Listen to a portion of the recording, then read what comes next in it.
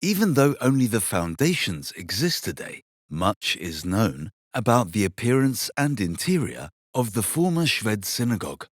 It was 10 meters wide, just under 13 meters long, had a double-winged entrance door and an open roof truss. Men used the right-hand door and could take their seats in the main room. Women used the left door and came up a staircase to their seating area in the gallery. The gallery had a U shape and protruded 1.55 meters into the room. The Jewish religion demands a strict separation of women and men in the synagogue. The Schwed congregation remains true to this principle. The Community Statute of 1855 specified that many seats in the synagogue were rented out. An exception was the last row on the right, which was reserved for mourners and the poor.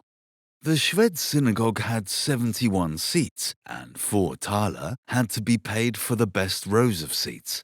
Seat number 1 on the east side, next to the Torah Ark, was reserved for the sole use of the preacher Nathan Hirsch Kuttner.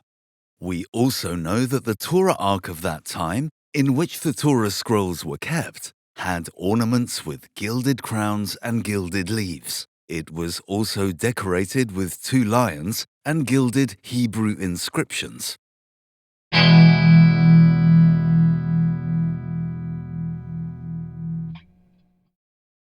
Nathan Hirsch Kuttner, born in November 1816 in the administrative region of Posen, entered the service of the Jewish community of Schwed in October 1841 as cantor and schoolmaster.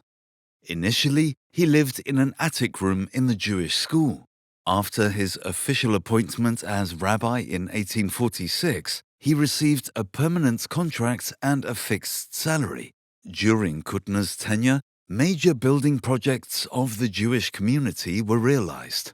In 1862, a new synagogue was built, and later the mikvah was erected in the immediate vicinity.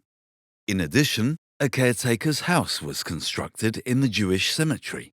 In November 1891, on his 50th anniversary of service, Kuttner was awarded the Royal Order of the Crown, 4th class, by Kaiser Wilhelm II. A Petschaft, i.e. an official seal of Rabbi Nathan Hirsch Kuttner, is in the possession of the Study Center Association of Leuchtfeuer. It was handed over to the association by a citizen from Vierraden. Miriam Goldman, curator at the Jewish Museum Berlin, examined the seal and translated the Hebrew inscription, which reads, "The honored Rabbi and learned Provost Hirsch." Nathan Hirsch Kuttner died in Schwed on 11th February 1892 at the age of 75. He spent 2/3 of this life in the service of the Jewish community.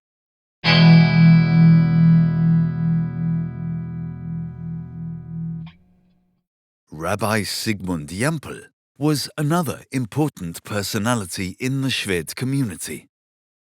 He was born in November 1874 to a Jewish family in Galicia and attended Eastern European Talmud schools. He later studied in Gießen and Heidelberg. Jampel's mindset was close to conservative Judaism and Zionism. He was one of the first Jewish biblical scholars to recognize the importance of archaeology for dating biblical events. In his research, he included inscriptions found on Egyptian papyrus scrolls and the results of archaeological excavations. Sigmund Jampel endeavored to disseminate his findings in the Jewish press. His work appeared, for example, in the Monatsschrift für Geschichte und Wissenschaft des Judentums, monthly journal for the history and science of Judaism, which also reached a non-academic audience. From 1910, Sigmund Jampel was rabbi of the Jewish community in Schwed. He died in October 1934 in Berlin-Weißensee and was buried there in the Jewish cemetery. The remains of a menorah probably date from his time as rabbi.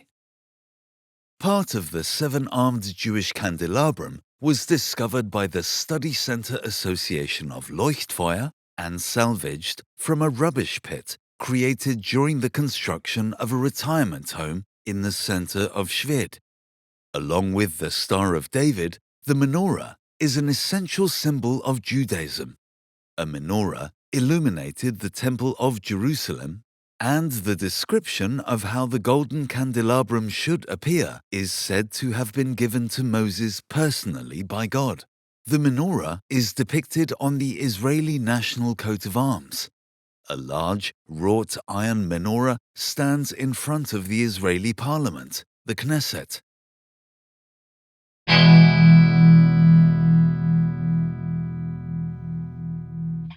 Planning works for the synagogue began in 1861.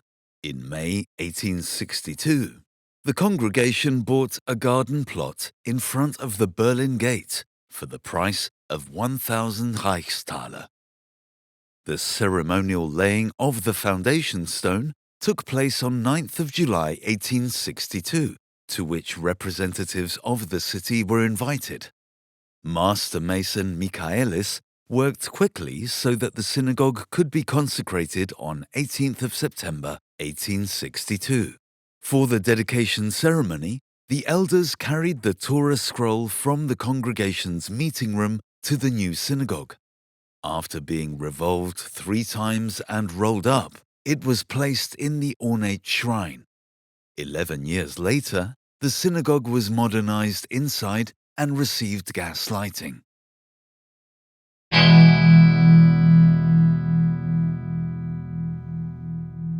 An excerpt from the commemorative publication for the 50th anniversary of the synagogue has been preserved for posterity. To our descendants, 50 years have passed since our synagogue was opened by consecration to its holy purpose. To commemorate this event, in which Mrs. Henrietta Seelig, Albert Warburg, and Moritz Goldschmidt, who were present at the consecration, were able to participate after 50 years, a solemn service took place on this day, the program of which is attached, and most of the prayers that were sung 50 years ago were recited again. Rabbi Yampel and Cantor Baruch Meisel officiated. The impressive celebration, which was accompanied by harmonium playing by the grammar school music teacher Dalbitz, lasted 1 hour. Our present rabbi is the above-mentioned Mr. Yampel, our cantor Mr. Meisel, our temple servants Friedrich Bahls and his wife Henrietta Bahls, our cemetery caretaker Wilhelm Schumann. Our congregation, which counted 176 souls in 1862, grew to over 200 members between 1870 and 1880, but since then it has diminished, and there are only about 124 souls who belong to our congregation. May God in His mercy protect our community, our town, and our fatherland. Schwedt, 9th of October 1912. The Board of the Synagogue Community.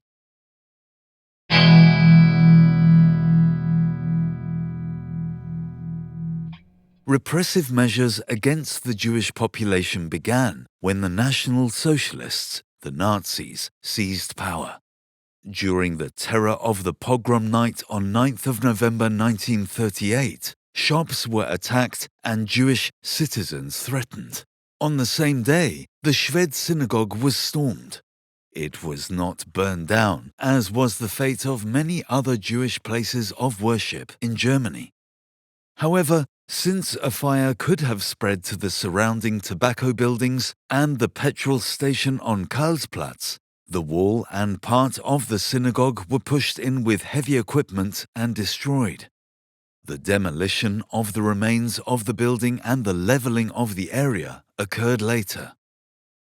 After the Second World War and the Holocaust, there was no longer an active Jewish community in Schwedt. The area where the synagogue once stood was used as a private garden area, and the neighboring synagogue servants' house served as a residential building. It was not until 2005 that the city of Schwedt acquired the property and the buildings on it.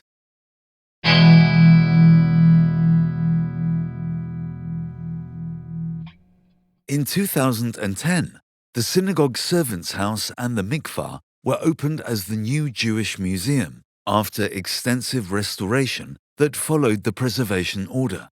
This also brought the former synagogue back into the focus of historians and volunteers. Were there remains? Could anything be found under a layer of dust and earth?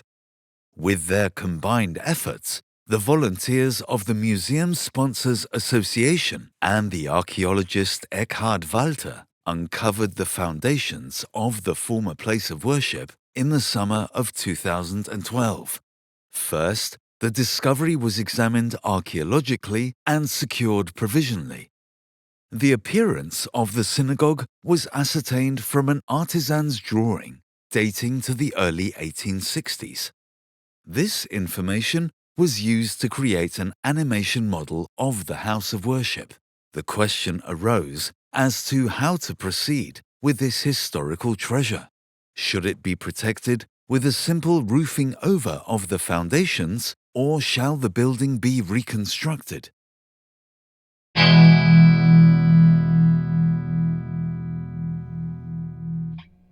The decision was made in favor of the simpler variant, which meant securing the ground monument with a wooden construction.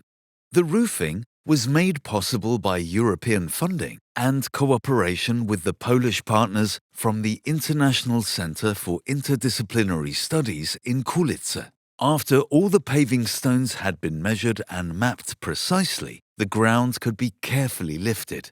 The subsoil was leveled and the stones were laid anew. This was a masterly feat of craftsmanship because the stones were often badly damaged, worn, and, in part, heavily weathered. A large piece of the historical pavement of the Schwedt Synagogue was saved and is now accessible to visitors. In the place where the synagogue had once been the center of the community, a new place of education, encounter, and exchange was created, which would certainly have been in the spirit of the Jewish community.